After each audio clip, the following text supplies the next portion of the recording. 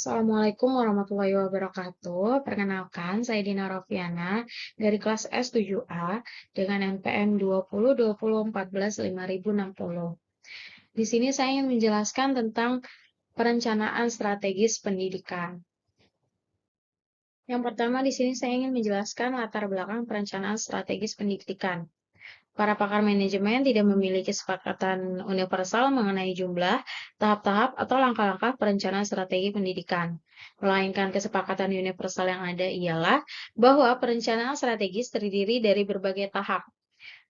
Proses perencanaannya pun serta bersifat luas yang berorientasi pada masalah strategis dan tidak menjadi suatu pendekatan yang standar dan kaku yang kadang menjadi birokratis atau menghamburkan waktu yang mahal harganya.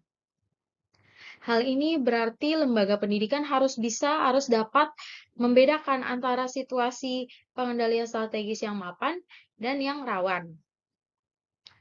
Pentingnya suatu rencana dilihat ketika ia memberikan proses serta indikasi yang jelas cara bagaimana sekolah, sebuah organisasi yang cenderung untuk berubah. Perencanaan strategis juga harus membolehkan orang lain di sekolah melihat peran apa yang dapat mereka lakukan agar dapat mencapai hal-hal yang diinginkan. Yang kedua, ada pengertian perencanaan. Perencanaan merupakan fungsi yang pertama dan yang utama dalam kegiatan manajemen. Perencanaan merupakan proses yang sistematis dan rasional dalam menetapkan langkah-langkah kegiatan yang akan dilaksanakan guna mencapai tujuan yang telah ditetapkan. Oleh karena itu, perencanaan juga perlu dipahami sebelum kegiatan akan dijalankan. Hal ini disebabkan karena perencanaan akan menentukan kemana organisasi ini akan diarahkan. Pada intinya, perencanaan dibuat sebagai upaya untuk merumuskan apa sesungguhnya yang ingin dicapai oleh sebuah instansi atau sebuah organisasi atau sebuah perusahaan, serta bagaimana sesuatu yang ingin dicapai tersebut dapat diwujudkan melalui serangkaian rumusan kegiatan rencana yang tertentu. Dalam hal ini, perencanaan yang baik adalah ketika apa yang dirumuskan dapat direalisasikan dan mencapai tujuan yang diharapkan. Sebaliknya, perencanaan yang buruk adalah ketika apa yang dirumuskan atau yang ditetapkan tidak bisa diimplementasikan atau tidak bisa diwujudkan, sehingga tujuan organisasi tidak dapat terwujud. Di sini ada yang ketiga, di sini ada pengertian perencanaan strategis. Proses penempatan organisasi sehingga prospek masa depan dapat diperbesar dari resiko yang akan dicapai dapat diperkecil.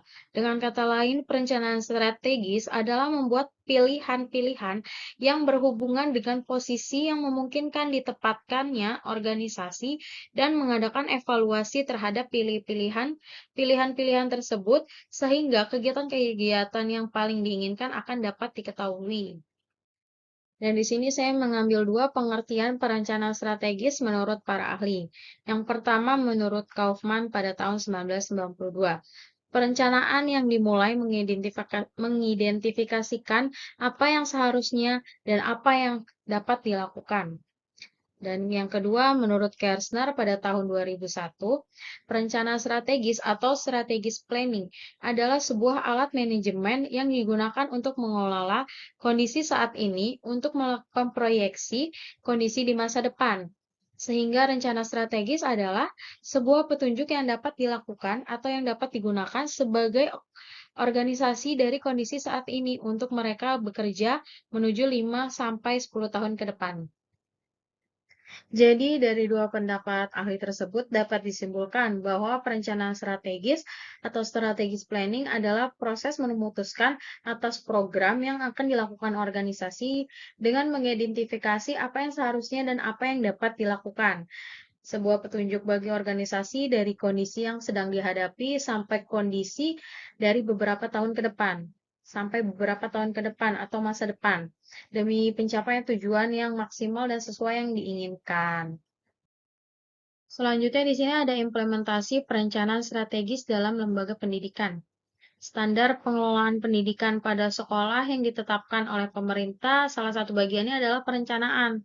Dalam perencanaan ini meliputi visi, misi, tujuan, dan rencana kerja sekolah atau madrasah. Artinya, setiap sekolah wajib merumuskan dan menetapkan serta mengembangkan visi misi tujuan dan rencana kerja di sekolahnya sesuai dengan kriteria yang sudah ditentukan. Saya di sini ingin menjelaskan dua kriteria dan ketentuannya. Yang pertama, rencana kerja jangka menengah yang menggambarkan tujuan yang akan dicapai dalam waktu kurun 4 tahun yang berkaitan dengan yang telah ditetapkan tersebut. Dalam hal rencana kerja, sekolah dituntut mutu lulusan yang ingin dicapai dan perbaikan komponen yang mendukung peningkatan mutu lulusan. Dan yang kedua, rencana kerja tahunan yang dinyatakan dalam rencana kegiatan dan anggaran sekolah dilaksanakan berdasarkan rencana jangka menengah.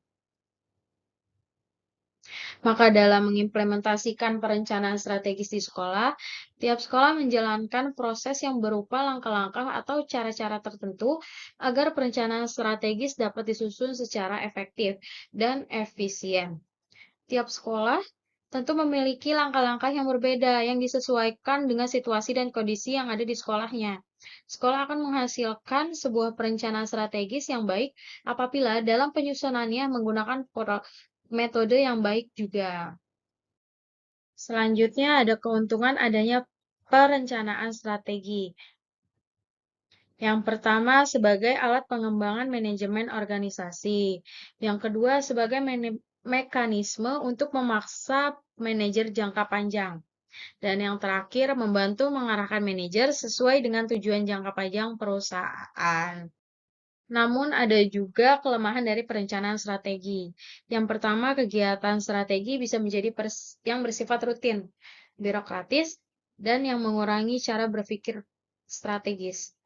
Maksud dari mengurangi cara berpikir strategis ini karena sudah ada perencanaan atau sudah ada strategi, maka sebuah instansi atau perusahaan akan mengikuti sesuai dengan perencanaan yang sudah dilakukan, sudah ditetapkan.